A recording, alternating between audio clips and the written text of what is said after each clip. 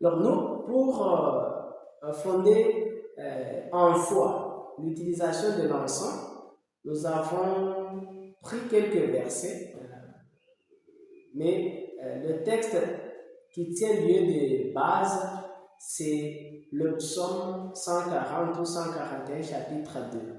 Dans ce passage, le psalmiste demande à Dieu que sa prière monte devant lui comme un encens. Par ces mots, il voudrait nous apprendre que depuis le Pentateuque jusqu'à l'Apocalypse, l'odeur de l'encens a toujours plu à Dieu, c'est biblique, et adouci sa colère contre son peuple. C'est comme ça qu'en Lévitique chapitre 2 verset 1, Dieu lui-même recommandera à son peuple de toujours faire accompagner les offrandes portées sur l'autel de l'odeur de l'encens. Au même moment qu'on brûlait les offrandes offertes à Dieu, on brûlait aussi de l'encens pour les rendre purs.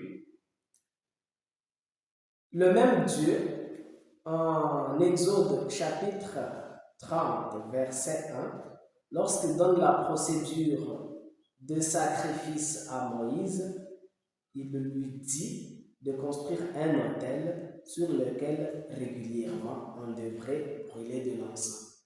Dans le même chapitre, ça veut dire dans le chapitre 30 du livre d'Exode, mais cette fois-ci, à partir du verset 34 jusqu'au verset 38,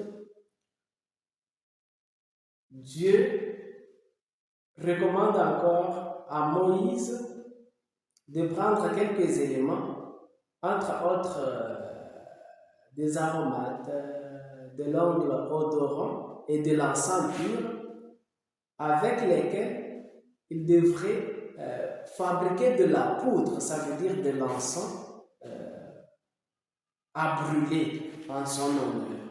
Donc, l'utilisation de l'encens est biblique et signifie, entre autres choses, la prière et l'adoration.